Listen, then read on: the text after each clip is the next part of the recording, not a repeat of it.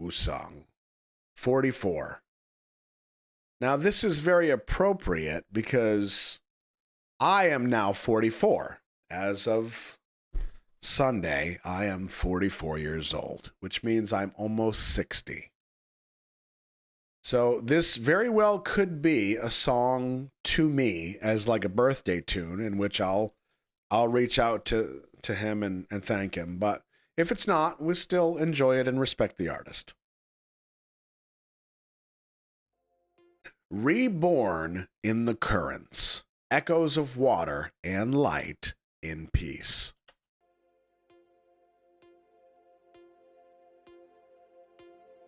This is his fourth awakening.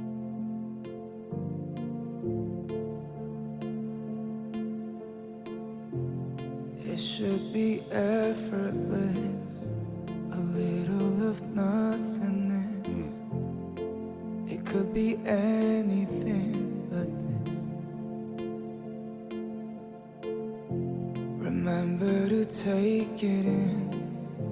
It might be the last time that we ever meet like this. If heaven and hell were to collide, would you choose darkness over light?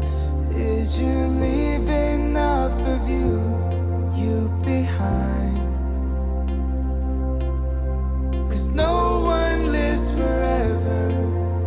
Forever's just a word that everybody says when they get hurt. Forget forever.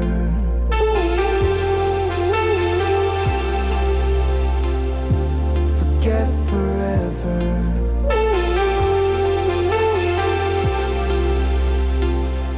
Forget forever.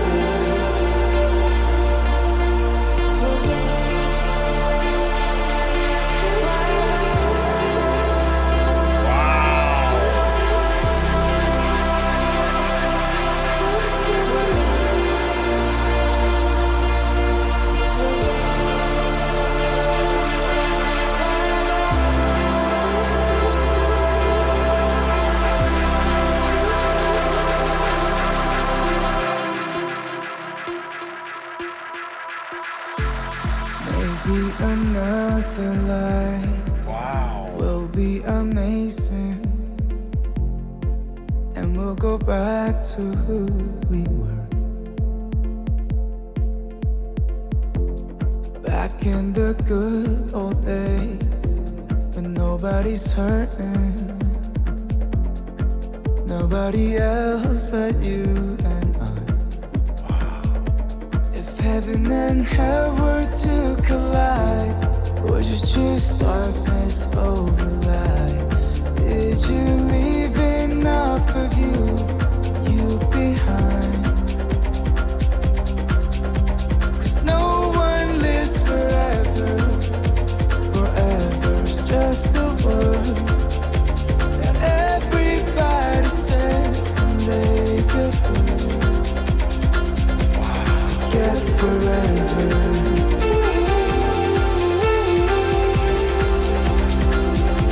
Forget forever.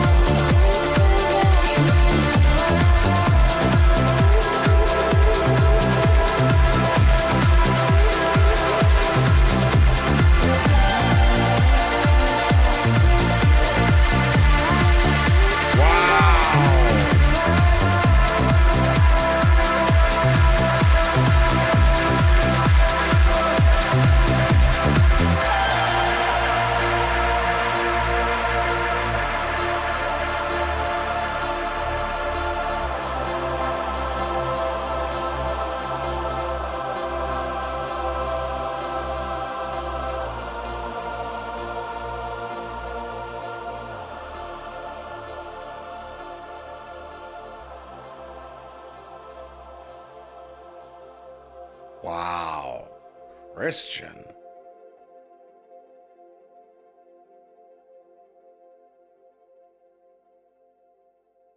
That was breathtaking. So much I want to say about this. First of all, the fact that this... Ooh, the last thing we watched from WOOSUNG was called Day That I Died. It was him and the piano. And it was so perfectly executed. Down to the texture of his sweater, hunched over the piano. And then the piano on fire and his voice. It was so perfectly done. He is a master of his craft. Now, I'm not talking about the directing of the video. I'm talking about his music and whatever vision he contributes to these videos. Because whether it's his solo stuff or stuff we've seen from the Rose, like Childhood, it's always so spot on.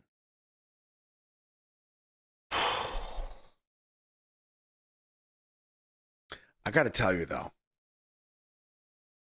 the MVP of this video, MVP, is her. They're both phenomenal. WOOSUNG, phenomenal. The song is beautiful. The lyrics from the ones that I caught, spot on. She is unreal. Now, he is phenomenal as well. And I'll be honest, like, I kind of had this idea that I thought would be cool if there was like an alternate video. Because, you know, sometimes we watch these and then I tell you, oh, you know what I would have liked them to do? You know, in a perfect world, great. Because it's easy for me to sit here and take an already produced product and tear it apart as if I know what the hell I'm talking about.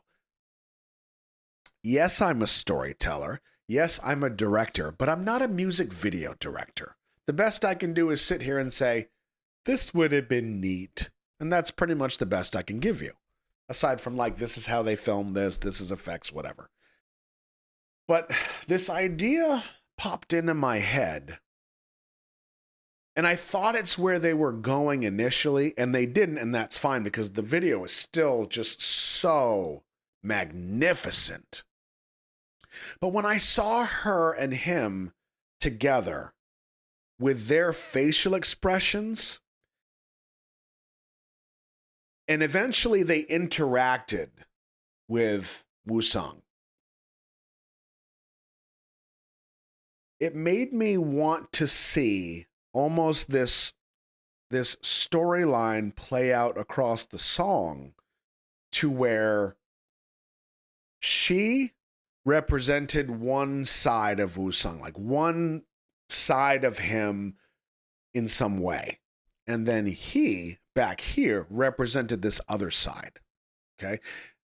And then we kind of establish in this first piece, in this glass box of emotion, if you will, that they are these two different entities, but kind of wrapped into one. And then when they interact with him, there's eventually this merge where you understand that WOOSUNG will never just have one side. He has both sides. It's kind of like that one video we saw where they talked about how everybody has evil in them and they're trying to keep that away. Everybody's capable of it, but we do our best to not let that be who we are. Now, I think, and I can't remember the two members, and I apologize. I think one of them was the 8, but I want to say it was 17 that did a song and a video called My Eye. And my theory crafting with that video was talking about the yin and the yang and the two sides and how they needed each other. This felt like that. It felt like there were these two raw emotions that were somehow tied to him and what he was going through in the song. June, that's right, June and the 8th. Thank you very much. I mean, these facial expressions, these movements from these two are so powerful. But nobody's hurting, nobody else but you and it's so good. And the thing is, like, the facial expressions, and you've seen enough of these videos to know what I'm talking about. You can have a background dancer that's a great dancer. They're sharp, they're crisp, they're in sync with everybody else so perfectly. But there's something that doesn't jive right. It doesn't fit. And sometimes it's their face. It's like you can see them thinking. You can see them counting steps. When in actuality, you want to know the choreo so well that you can do it sharp, crisp, on point, but you can still allow your face to show the expression that it needs to show to represent the choreo as a whole. And they do this so well. What a beautiful, beautiful video. if heaven and hell were to collide, would you choose darkness over light? Did you leave enough of you behind? 'Cause no one lives forever.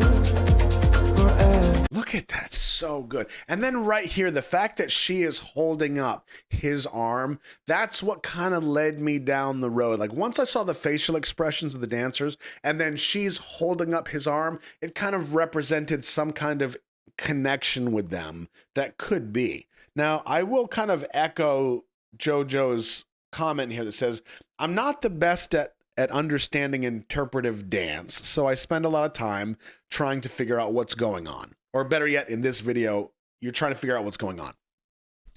Joe, I'm going to be honest with you, buddy, and I think this kind of applies to everybody. The beauty of all of this is that it is interpretive. Like, what I see and what I interpret and experience could be complete nonsense to what was actually intended with the song. And that's okay. What you come up with is also okay. And the way that I've always explained this, like, to myself, is that as the recipient of all of this media that we enjoy, my job as the recipient is to be open-minded and just accept things as they come. However I interpret them, I take that as kind of like, this is what I need to hear right now. That's always how I've looked at it. It doesn't mean it's true or it's right, but that's how I take it. Because you might watch this, anybody, not just JoJo, but anybody, might watch this and go, oh, this feels like grief. And that might not be the intention of the author. But you take this and things just connect to you in different ways. And it feels like grief.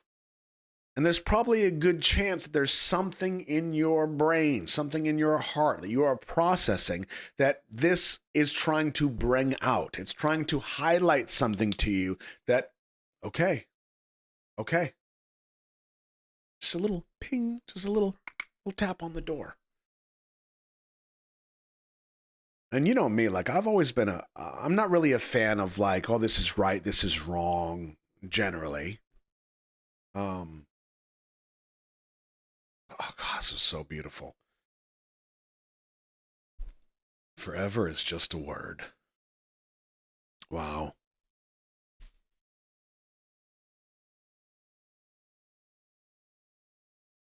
Yeah, interpretive dance is more about the emotions they elicit. Absolutely. And that's why I loved My Eye so much, because to me, it made so much sense. And it might have been completely off, but to me, everything lined up and logically it just made sense. And it spoke to me between the yin and the yang and the light and the dark, and how they not only like they coexist, but they need each other. You can't have one without the other. A lot of pieces of this felt like that to me, and I think there's a lot of importance in the power of media like this.